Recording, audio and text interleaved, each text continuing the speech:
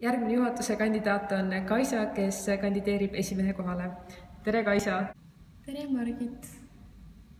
Räägi, kes sa oled, kust sa tuled ja miks sa oled otsustanud kandideerida? Ma olen Kaisa, tulen Rakverest ja kandideerida otsustasin sellepärast, et ma olen liidus nii pikalt olnud ja mul on niisugune tunne, et tahaks liidule midagi rohkemat anda ja ma tunnen, et nüüd ma olen piisavalt pädev, et võtta endale selline suur roll ja teha ära midagi suurt. Milline on sinu arvates Eesti Õpilasesinduste Liidu roll tänapäevases Eesti ühiskonnas? Ma arvan, et õpilasliidu roll tänases Eesti ühiskonnas on tulemas üha enam pildile, sest et õpilased tahavad rohkem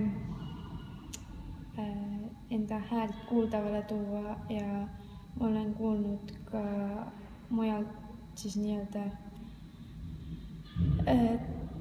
teistelt õpilastel, kes ei ole nii aktivistid, et olen kuulnud siis rääkimas, et niisugustest ka õpilasliidu teemadest ja on mingil määral toodud välja mingid niisugused, et nad on tutvunud nagu mingil määral meie seisukohtadega või siis, et on mingid artiklid või asju lugenud õpilasliidult, et seda on näha, et õpilasliit on kerkimas pildile ja ehk rohkem ka siis kuuldavamaks.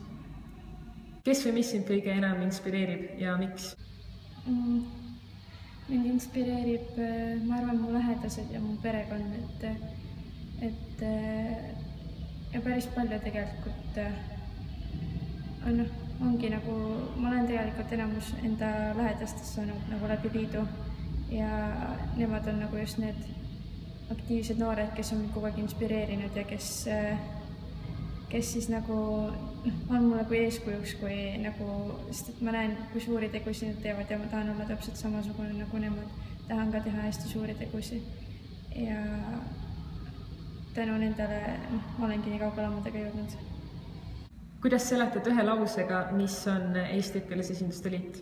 Mina võin juba julgelt öelda, et ta on küll muidugi õpilashuve kaitseorganisatsioon, aga samas ma võin öelda, et minu jaoks on ta nagu pere. Nüüd ma annan sulle sõna, et sa saaksid enda kohta veel midagi öelda. Ma ei oskagi enda kohta palju öelda, aga ma ütlen, et delegaadid, et valige, kes teile tundub, et on õige inimene. See ei pruugi olla mina, aga kui te arvate, et mina olen see õige inimene, siis on muidugi väga armas teist. Aga lihtsalt tehke õige otsus ja vaadake, kes oleks kõige pädevam inimene, et järgnev aasta tuleks ka liidul järjepidev ja et liit liiguks edasi. Aitäh, Kaisa, ja näeme üldkoosolekul!